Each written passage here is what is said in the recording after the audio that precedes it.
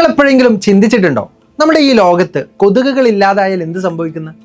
ലോകത്തിലെ തന്നെ ഏറ്റവും ഡേഞ്ചറസ് ആയുള്ള ജീവികളിൽ പെട്ടതാണ് കൊതുകുകൾ എന്ന് പറയുന്നത്. മലേറിയ, ഡെങ്കിപ്പനി ഇങ്ങനെയുള്ള ഡിഫറെൻ്റ് ആയിട്ടുള്ള രോഗങ്ങളും പരത്തുന്നതും ഈ ഒരു കൊതുകുകളാണ്.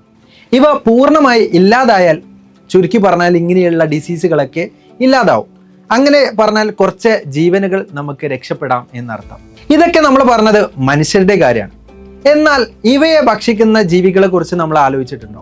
വവ്വാൽ, ചിലയിനം പക്ഷികൾ ഇവയൊക്കെ കൊതുകുകളെ ഭക്ഷിച്ചിട്ടാണ് അവരുടെ ജീവിതം നയിക്കുന്നത്.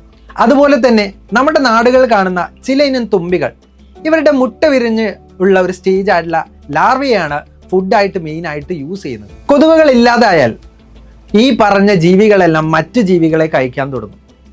അതായത് നമ്മളുടെ പക്ഷികളും വവ്വാലുകളും നമ്മളെ മൂത്ത്, ബട്ടർഫ്ലൈ ഇങ്ങനെയുള്ള പ്രാണിജീവികളെ കഴിക്കാൻ തുടങ്ങും. അതുപോലെ തന്നെ ചില മത്സ്യങ്ങളുണ്ട്, ആ മത്സ്യങ്ങൾ കഴിക്കുന്നതും ഈ കൊതുകുകളെയാണ്.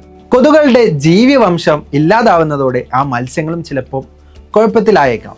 കൊതുകുകൾ കടിക്കുന്നതിലൂടെ പലതരത്തിലുള്ള രോഗാണുക്കൾ നമ്മുടെ ശരീരത്തിൽ വരുന്നത് നമുക്കറിയാമല്ലോ.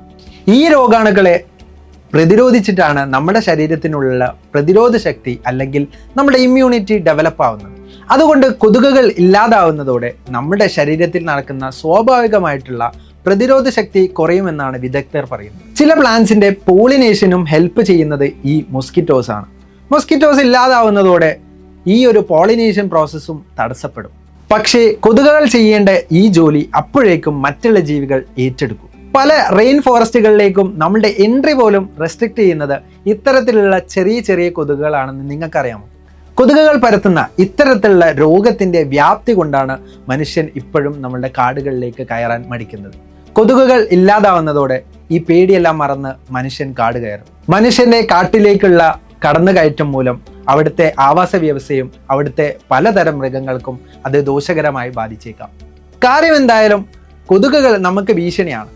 എന്നിരുന്നാലും കൊതുകുകൾ ഇല്ലാതാവുന്നതോടെ നമ്മൾക്ക് ഒരുപാട് ഡേഞ്ചറസ് ആയിട്ടുള്ള എഫക്റ്റുകൾ നമ്മളുടെ എൻവയോൺമെന്റിലും നമ്മളുടെ പ്രകൃതിയിലും ഉണ്ടാവുന്നുണ്ടെന്ന് നിങ്ങൾ മനസ്സിലാക്കിയല്ലോ. അപ്പോൾ ഇതുപോലെയുള്ള സയൻസ് റിലേറ്റഡ് ആയിട്ടുള്ള കണ്ടന്റ്സിനായിട്ട് ചാനൽ ഒന്ന് സബ്സ്ക്രൈബ് ചെയ്യുക. അതുപോലെ തന്നെ സയൻസ് ഇഷ്ടപ്പെടുന്ന നിങ്ങളുടെ ഫ്രണ്ട്സിന് ഈ ചാനൽ നിങ്ങൾ സജസ്റ്റ് ചെയ്ത് കൊടുക്കുക. ഈ വീഡിയോ നിങ്ങൾ ഷെയർ ചെയ്യുക. സോ നമുക്ക് അടുത്ത വീഡിയോ ആയിട്ട് കാണാം. So thank you.